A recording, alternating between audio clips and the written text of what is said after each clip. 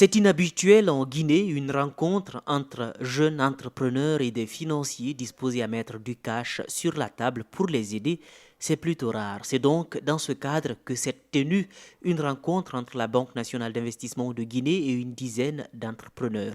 Ces derniers, plutôt optimistes, ont formulé quelques attentes.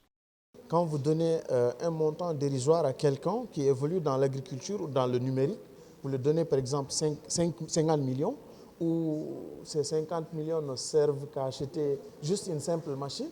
Il y a la main-d'œuvre qui est là, il y a les locaux, il y a tout ce qui est comme budget de fonctionnement.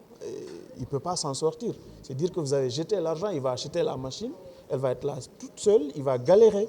Et donc ça dépend du montant qu'on donne à l'entrepreneur et ça dépend également du taux. Quand vous donnez un financement à quelqu'un et que vous demandez les 70% de ses intérêts, je pense que ce n'est pas intéressant.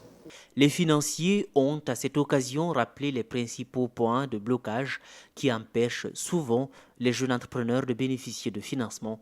Ce qu'il faut retenir particulièrement aujourd'hui, c'est que nos jeunes entrepreneurs, ils ont un problème d'organisation, ils ont un problème d'information et ils ont un problème de gestion. Ce sont des préalables qu'il faut corriger parce que lorsque des financements sont en répétition, des financements qui échouent, ça n'encourage pas à continuer à financer. Pour ces jeunes entrepreneurs, derrière la problématique du financement, il y a surtout un problème de moyens, d'outils adaptés pour une bonne tenue de leur activité. Et seule solution à toutes ces préoccupations, c'est un accompagnement financier. En fait, oui, on rencontre des difficultés évidemment. L'approvisionnement, par exemple, de la matière première qui varie, qui coûte excessivement cher. Donc le prix du marché varie tout le temps. La transformation, la conservation surtout, parce qu'il faut tout conserver à l'électrique. Et au niveau de la logistique, le transport des matières premières. On n'a pratiquement pas d'accompagnement. On se débrouille vraiment tout seul avec nos propres moyens. Un accompagnement nous permettrait d'agrandir notre société, de diversifier nos produits et vraiment d'évoluer. Aujourd'hui, sur ce terrain, celui de l'appui aux entrepreneurs, la Banque nationale d'investissement de Guinée se veut incontournable. Les responsables de cette institution ont surtout promis de mieux travailler avec les jeunes Guinéens désireux d'être financés. Il suffit d'être une entreprise.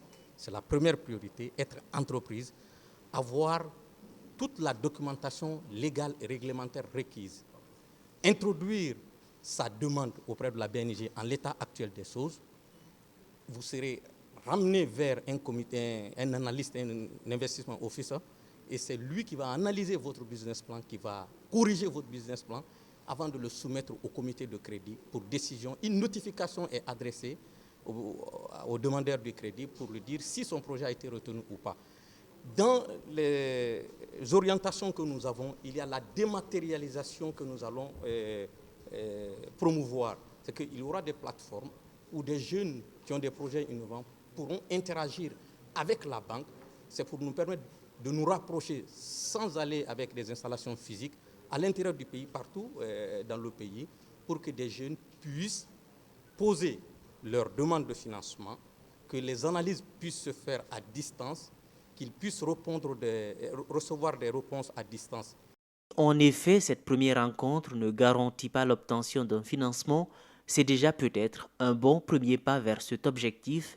De part et d'autre, les échanges ont sans doute permis, aussi bien pour les financiers que pour les entrepreneurs, de mieux rapprocher les positions, adapter l'offre, parfaire les demandes.